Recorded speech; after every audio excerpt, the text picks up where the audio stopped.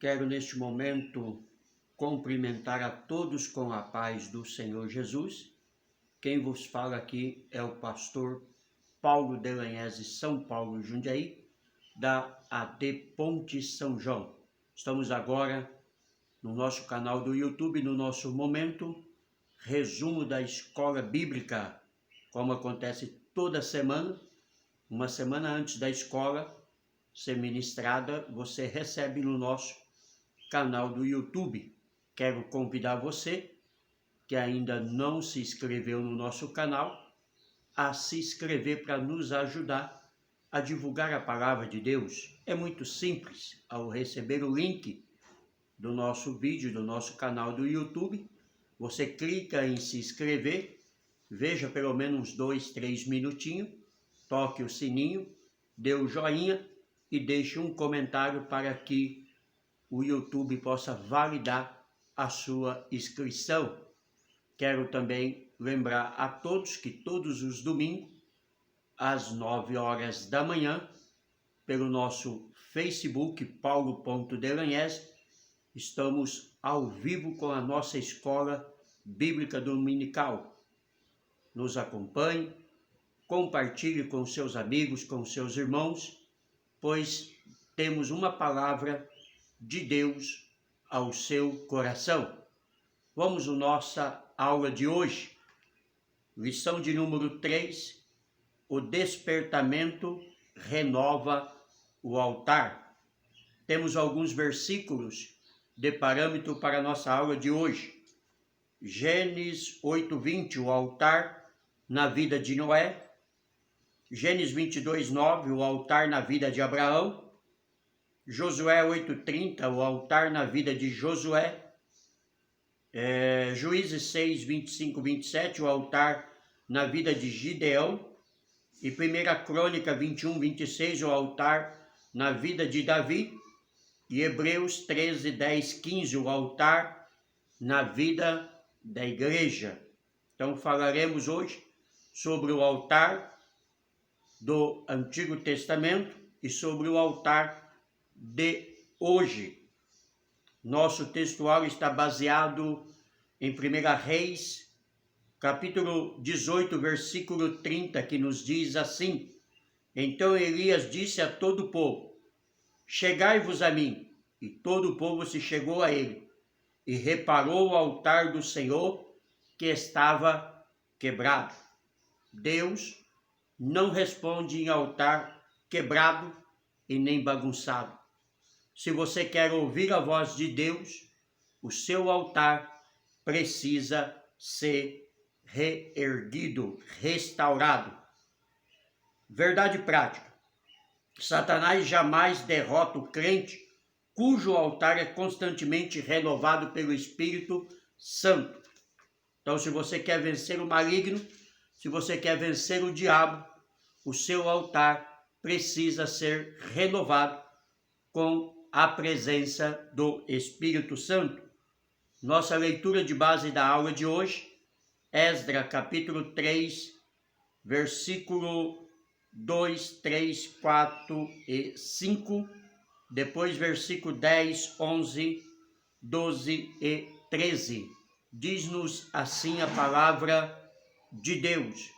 E levantou-se Jesua, filho de Josadaque, e seus irmãos os sacerdotes, e Zorobabel, filho de Salatiel, e seus irmãos, e edificaram o altar do Deus de Israel, para oferecerem sobre ele o holocausto, como está escrito na lei de Moisés, o homem de Deus. E firmaram o altar sobre as suas bases, porque o terror estava sobre eles por causa dos povos da terra, e ofereceram sobre ele o holocausto ao Senhor, holocausto de manhã e de tarde, e celebraram a festa dos tabernáculos, como está escrito, e ofereceram o holocausto de dia em dia, por ordem conforme o rito, cada coisa no seu dia. E depois disso, o holocausto continuou, e os da lua nova, e de todas as solenidades consagradas ao Senhor, como também de qualquer que oferecia oferta voluntária ao Senhor. Quando, pois, os edificadores lançaram os alicerces do templo do Senhor, então apresentaram-se os sacerdotes, já paramentados e com trombetas, e os levitas, filhos de Asaf, com saltérios, para louvar ao Senhor, conforme a instituição de Davi, rei de Israel, e cantavam às revezes, louvando e celebrando ao Senhor, porque é bom, porque a sua benignidade dura para sempre sobre Israel. E todo o povo jubilou com grande júbilo, quando louvou o Senhor pela fundação da casa do Senhor. Porém, muitos dos sacerdotes e levitas e chefes dos pais, já velhos, que viram a primeira casa sobre o seu fundamento, vendo perante os seus olhos esta casa, choraram em alta voz, mas muitos levantaram as vozes com júbilo e com alegria, de maneira que não discernia o povo as vozes de alegria das vozes do choro do povo, porque o povo jubilava com tão grande júbilo que as vozes se ouvia de muito longe. Tal era o júbilo pelo agradecimento a Deus, pelo retorno à terra, após passar os 70 anos do cativeiro babilônico, e eles agora poderem estar na sua terra adorando ao Senhor. Eles jubilavam por isso, eles cantavam e adoravam ao Deus de Israel. A reconquista da terra de Israel não foi tarefa fácil. Além de incompreensão dos povos vizinhos, os líderes judaicos enfrentaram a descrença do próprio povo. Como agir numa hora tão difícil? Confiando nas providências de Deus, ergue-se-lhe um altar e oferece-lhe sacrifícios de acordo com o que prescreve a lei de Moisés. Dessa forma, mostram aos adversários que o Senhor ainda luta pelo seu povo, por quem temer. Então, já que Deus luta pelo seu povo, não há do que temermos. Às vezes, encontramos nas mesmas condições, há dificuldades para todos os lados, avizinham-se tribulações e as angústias estão sempre presentes. No entanto, quando erguemos o nosso altar, o Senhor começa a operar em nosso meio. É hora de levantar o altar. Ou seja, se as coisas estão difíceis, se tudo está saindo do seu controle, se esta pandemia está te assustando mais do que deveria assustar, é hora de você levantar o altar. É hora de você orar. É hora de você dobrar o seu joelho. É hora de você buscar o Senhor. Essa é a recomendação a mim e a você quando passamos por momentos difíceis. A introdução da aula de hoje nos diz que nesta lição iremos meditar sobre um fato que caracteriza o verdadeiro despertamento. Trata-se da necessidade que os homens passam a sentir de se chegarem mais perto do altar de Deus, a fim de estarem cada vez mais perto de Deus. Então, o assunto que trataremos, como eu já disse, é o altar. Mas o altar não é qualquer altar e não é de qualquer forma, porque Deus não responde, como eu disse, em um altar bagunçado. Deus só responde em um altar que está devidamente feito para adoração e louvor e honra e glória do seu nome. Tópico 1. O despertamento conduz ao homem ao altar. Os judeus sentiam a necessidade do acesso a Deus, que o altar lhes proporcionava, porque eles não tinham mais o altar. Eles eram cativos em Babilônia. Lá eles podiam até adorar o seu Deus, mas estavam envoltos a vários outros deuses, os deuses pagãos da Babilônia. Então os judeus sentiam a necessidade do altar. Como todo cristão verdadeiro, todo homem, toda mulher de Deus, também deve sentir a necessidade do altar. Então, quando Israel retorna a Jerusalém, a sua primeira empreitada é levantar o altar a Deus.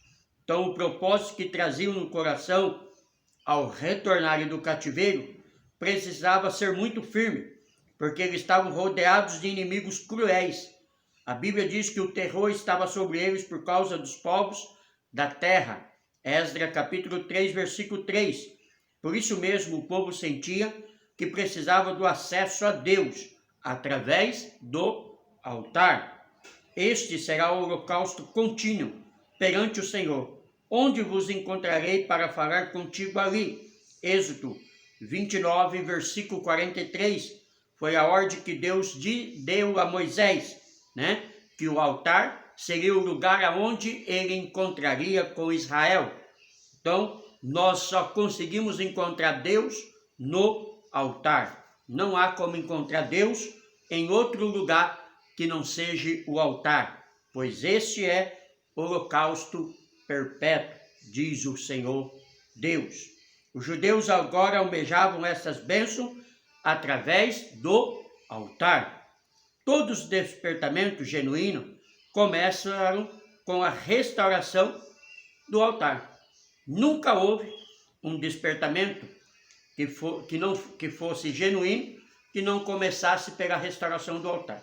Qualquer despertamento que começa fora do altar não é despertamento genuíno, é apenas um movimento.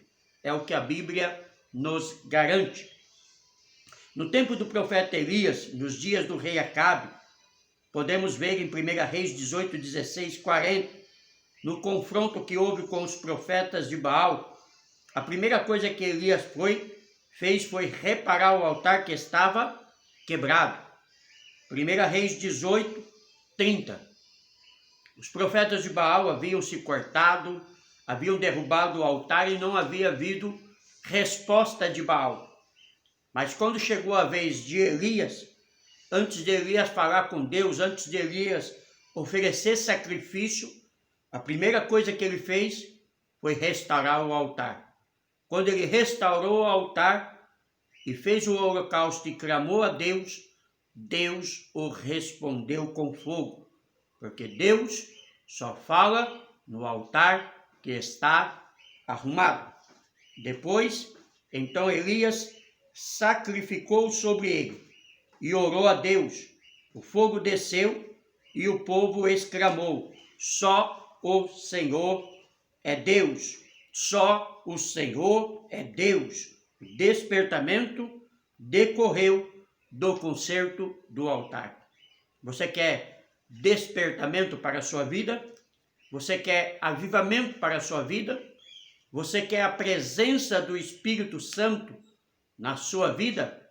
Começa agora mesmo a colocar as pedras do altar no lugar e o fogo de Deus descerá. Quando o piedoso rei Ezequias assumiu o trono de Judá, já no primeiro ano de seu reinado, ele abriu as portas da casa do Senhor e as separou. 2 Crônica 29, 3. As portas da casa do Senhor estavam fechadas. O rei que havia reinado antes de Ezequias havia fechado a casa de Deus. Então Deus não se manifestava mais a Israel. Mas quando Ezequias assume, ele abre as portas. E ele não só abre as portas, como ele mandou purificar o templo, tirar fora toda a imundícia, purificar o altar do holocausto que havia sido substituído no reinado de seu antecessor Acás, por um altar construído com modelo copiado de Damasco, de 2 Reis 16, 10, 12, quando então os sacerdotes sacrificaram sobre o altar santificado, começou um novo cântico na casa de Deus. 2 Crônica 29, versículo 27 e 28. O despertamento levou à separação do altar. Então, quando Ezequias renovou o altar, quando Ezequias limpou a casa de Deus, quando Ezequias abriu as portas do templo, Deus se manifestou novamente no meio de Israel. Quando os judeus voltaram do cativeiro, construíram o altar sobre as suas antigas bases, do modo como manda a lei, Esdras 3:3, e sacrificaram o holocausto ao Senhor. A alegria foi grande entre os judeus, pois podiam de novo sacrificar a Deus e celebrar a festa dos tabernáculos. O culto a Deus havia recomeçado. Esdras, capítulo 3, versículo 4 e 5. Mas porque tudo foi colocado no seu devido lugar. Aí a resposta de Deus. Infelizmente, nos dias atuais a qual vivemos, há muitos altares bagunçados querendo ser boca de Deus. Há muitos altares que estão com as suas vidas no homossexualismo, na prostituição, no lesbianismo, nas drogas, na idolatria, no crime, achando que Deus vai responder no seu altar. Deus não responde em altar de Baal. Deus só responde em altar que Elias arruma as pedras. Quer ouvir a voz de Deus?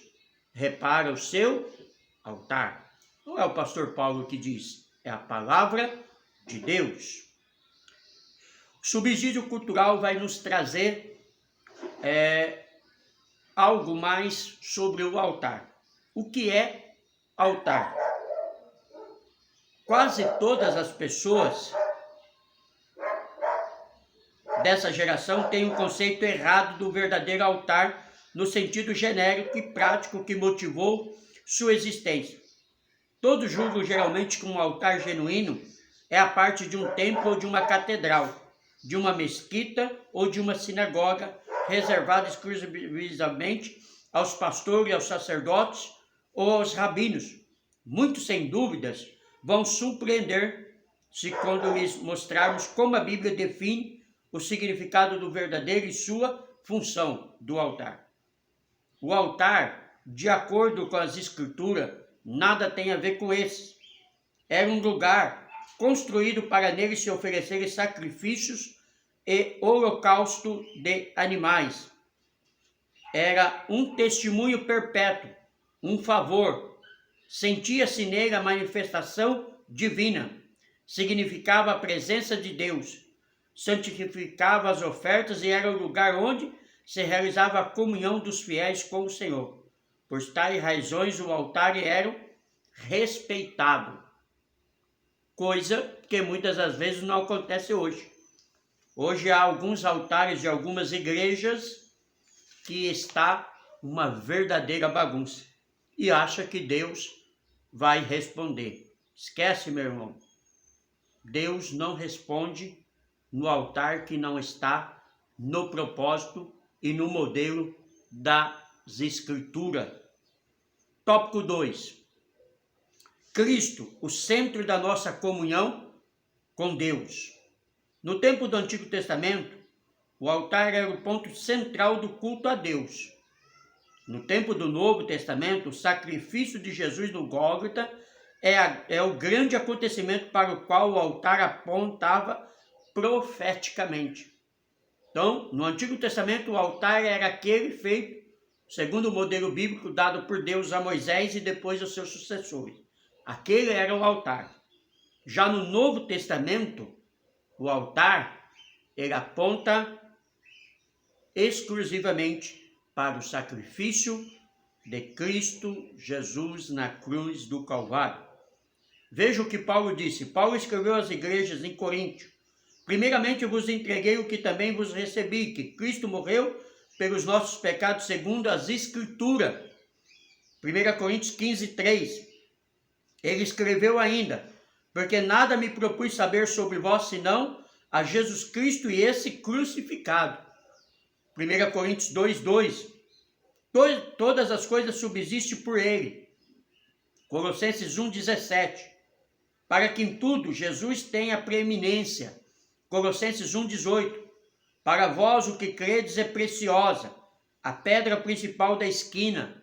1 Pedro 2, 7. Tudo isto porque Jesus, pela sua morte expiatória, ganhou a redenção para todo o mundo. Efésios 1, 7, Efésios 2, 13, 16, Romanos 3, 23, 25, Romanos 5, 9, 10, 1 Pedro 1, 18, 19.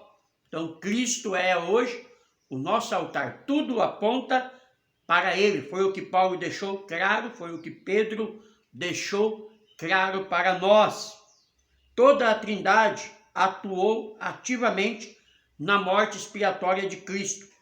Veremos agora a ação dos três na morte expiatória de Cristo, do Pai, do próprio Filho e do Espírito Santo. Aqui está a prova, né, que a Bíblia nos fala da Trindade, como ela realmente mostra que é, e não como os unicistas pensam que é.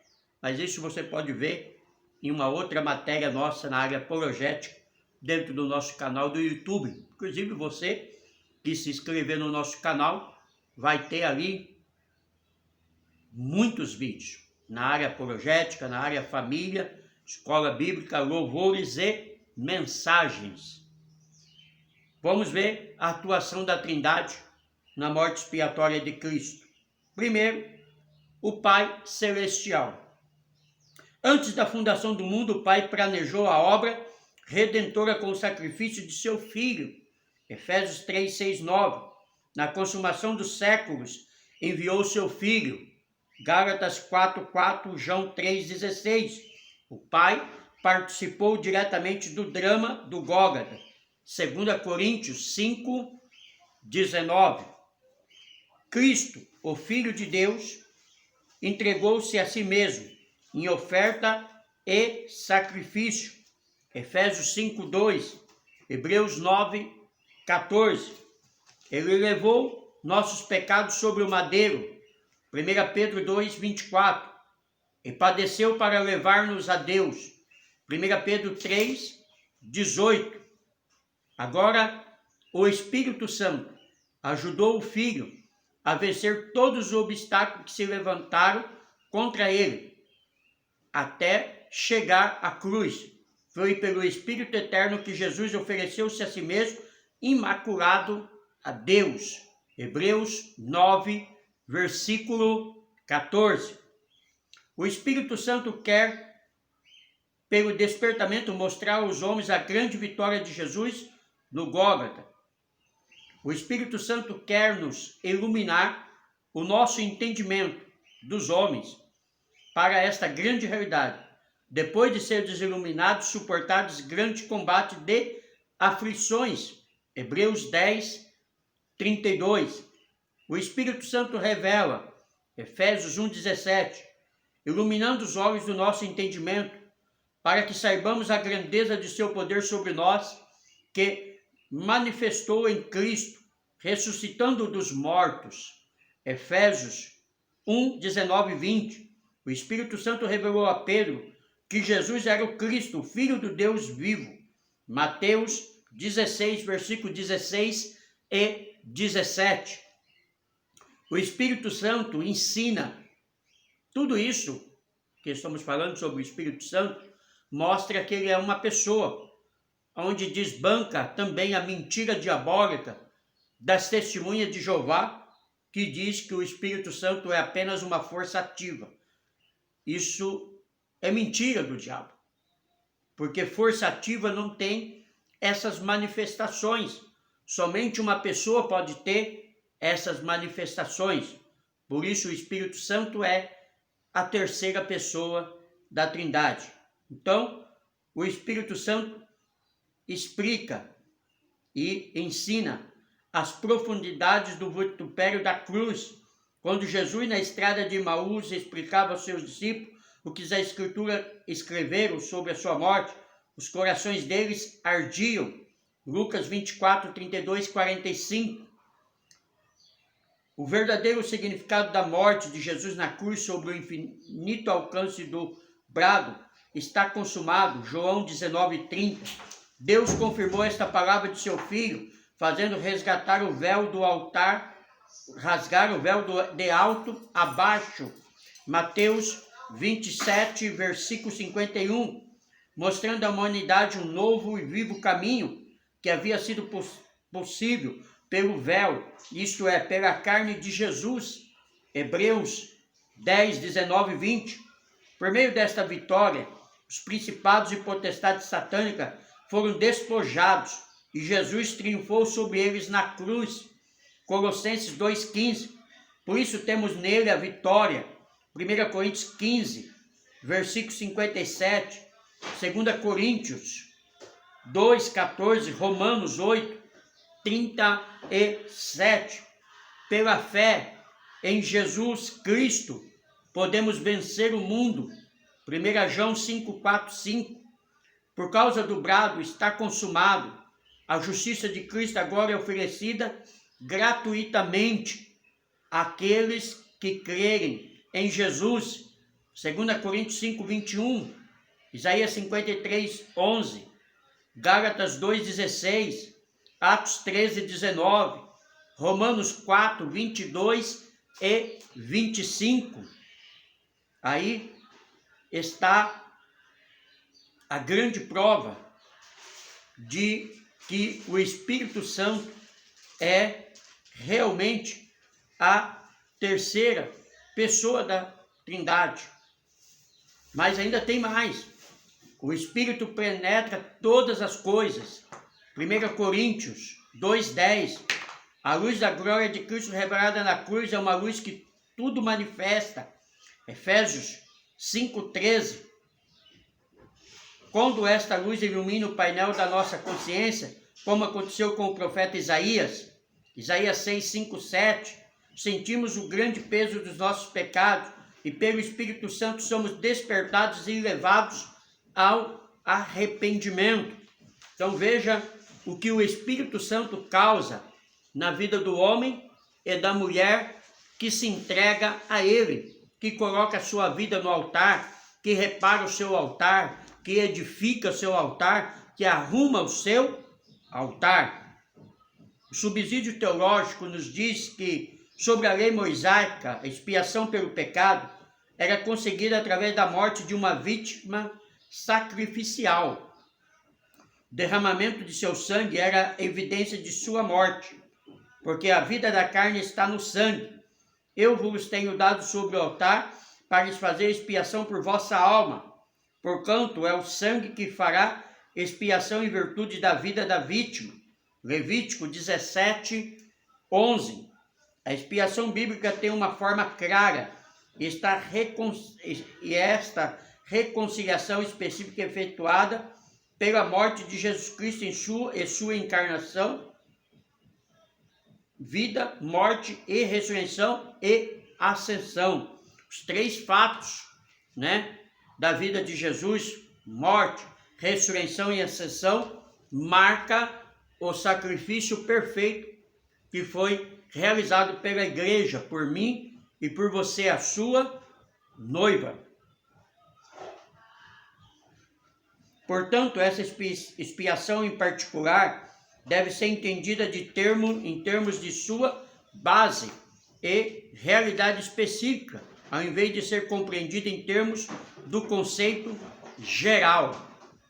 O conceito bíblico, tanto no Antigo como no Novo, a necessidade de reconciliação é colocada pela decisão misericordiosa, sábia e onipotente de Deus, de satisfazer sua santidade e sua justiça, além de cumprir seu propósito a favor do homem, pecador, culpado, alienado e impotente. O homem em seu pecado está, obviamente, em uma condição inapropriada para a comunhão com Deus, em um destino eterno junto dele. No entanto, o homem não é capaz de absorver a si mesmo da culpa, nem de se libertar da transgressão. Os sacrifícios do Antigo Testamento certamente não foram criados como um meio de autoexpiação humana. Eles apontavam para a expiação oferecida pelo nosso Senhor Jesus Cristo para o cumprimento do propósito divino no homem. Existe a necessidade de um sacrifício substitutivo como a base do perdão e da libertação e da restituição. Então, o sacrifício do Antigo Testamento foi apenas algo para apontar o sacrifício perfeito que seria realizado por Cristo Jesus na cruz do Calvário. Um sacrifício que não precisa ser renovado. Um único sacrifício. No Antigo Testamento, as vítimas morriam aos milhares. O próprio Deus se cansou do sacrifício de animais. Ele mesmo disse: eu não quero sacrifícios mais. Eu quero que o homem rasgue o seu coração. Eu quero que o seu coração seja convertido a mim. Então Jesus, ele realizou esse sacrifício único, perfeito, não precisando de um novo sacrifício, para que todo homem, toda mulher que chegar a Cristo e olhar para a cruz e reconhecer o sacrifício de Cristo, seja salvo. Porque o sacrifício de Cristo é perfeito. Tópico 3. O cuidado com as imitações. Alguns dizem que nem todos os despertamentos de hoje têm a característica que são mencionados nessa lição. Concordamos plenamente.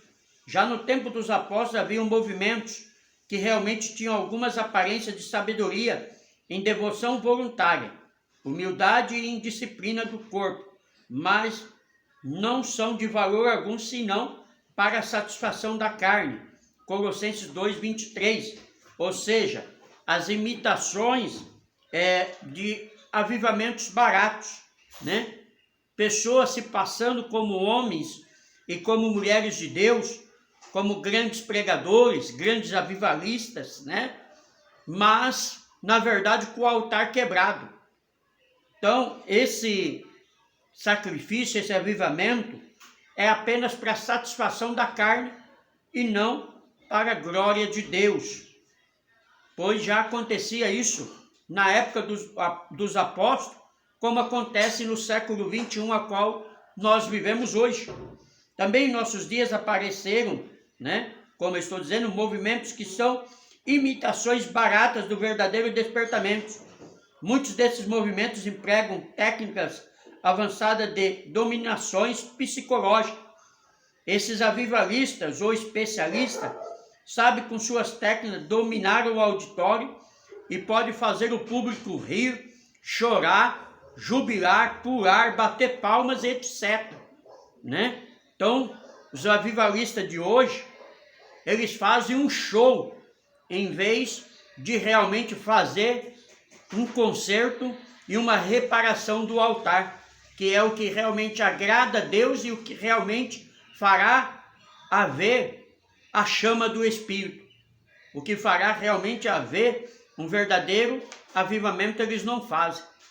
Os dos imitadores de hoje é apenas um show barato.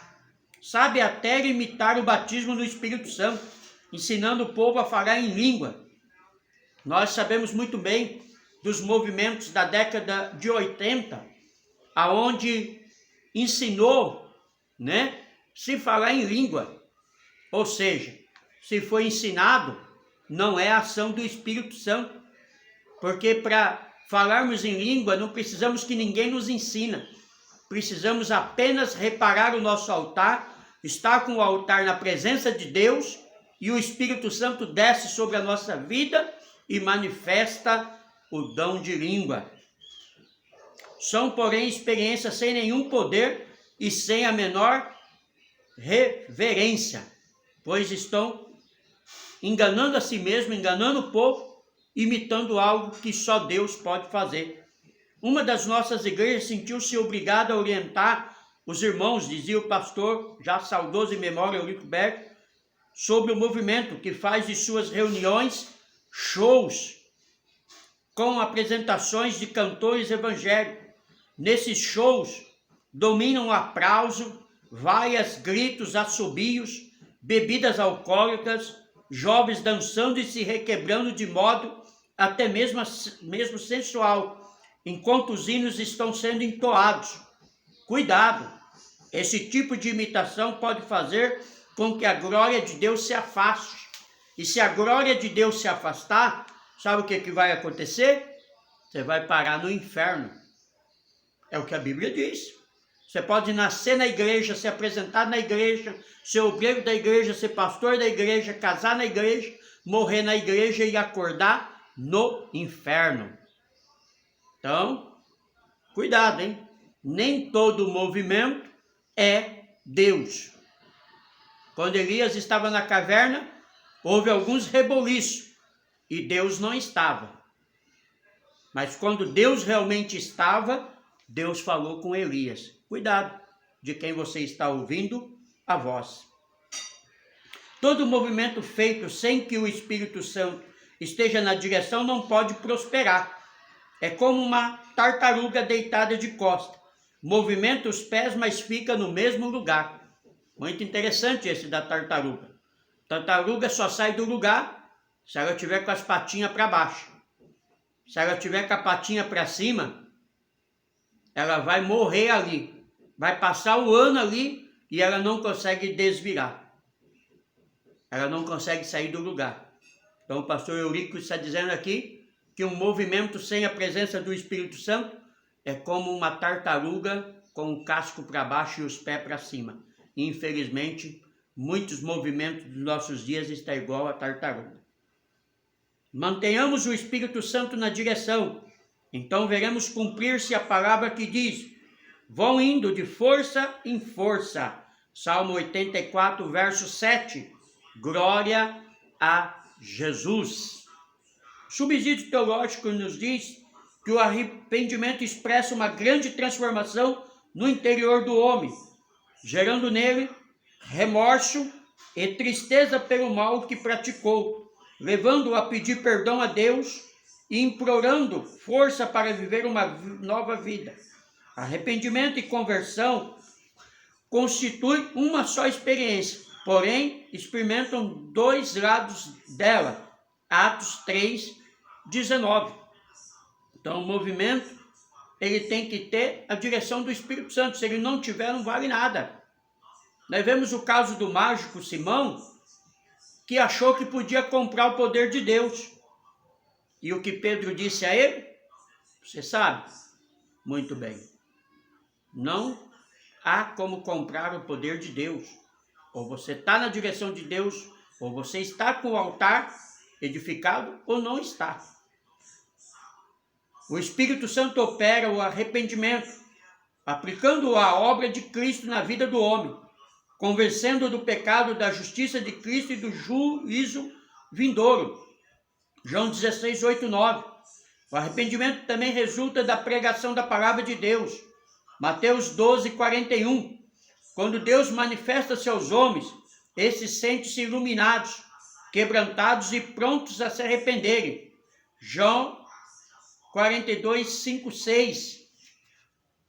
Só quem tem a presença do Espírito Santo na sua vida se arrepende do seu pecado. Eu não acredito em alguém que diz que se converteu a Cristo, que se arrependeu dos seus pecados e continua na mesma vida. Diz que se arrependeu dos seus pecados, mas continua mentindo, continua ludibriando, continua enganando. Diz que se arrependeu dos seus pecados, mas continua na prostituição, continua no lesbianismo, no homossexualismo. Diz que se arrependeu dos seus pecados, mas continua na idolatria. Que pecado que você se arrependeu? Porque se você se arrepender dos seus pecados, Cristo tem que mudar a sua vida. Diz que se arrependeu dos seus pecados, mas continua adulterando, enganando a esposa, enganando o esposo. Diz que se arrependeu do seu pecado, mas já está no terceiro casamento com a sua mulher, com o seu esposo vivo. Que pecado que você se arrependeu? Eu não acredito em um arrependimento, em uma conversão verdadeira que não muda o homem, não muda a mulher. Porque se houve arrependimento do pecado, tem que haver mudança nas nossas ações e nas nossas atitudes. Não é eu, pastor Paulo, que estou te obrigando a isso. É a palavra de Deus. É o que a palavra de Deus nos orienta. A palavra de Deus nos chama a atenção exatamente para isso. Não há outra forma. Senão não é avivamento, senão não é arrependimento. É apenas emoção. É apenas tristeza pelo pecado, mas continua na mesma. Nós temos dois casos clássicos de arrependimento na Bíblia. Judas e Pedro. Os dois praticamente cometeram o mesmo pecado. Um negou e o outro entregou. Só que um arrependeu genuinamente e o outro apenas sentiu remorso. Um foi reconciliado ao rol dos apóstolos e o outro saiu para se enforcar. Então tem que tomar cuidado com muitos arrependimentos que estamos vendo hoje. Porque se o arrependimento não for genuíno, não vai adiantar nada. Conclusão. Arrependimento é quando o homem e a mulher deixam a sua vida de pecado para ter uma nova vida em Cristo Jesus. Isso é arrependimento. Que Deus abençoe a todos. Pastor Paulo Delanhese, São Paulo, Jundiaí. Esse é o nosso resumo da Escola Bíblica, do nosso canal do YouTube. Se você ainda não está inscrito no nosso canal do YouTube, eu convido você a se inscrever. Nos ajude a divulgar a palavra de Deus. Compartilhe os nossos vídeos com seus amigos, com os irmãos. Peçam para eles se inscreverem. Assistam 2, 3 minutos. Faça o comentário, toque o sininho.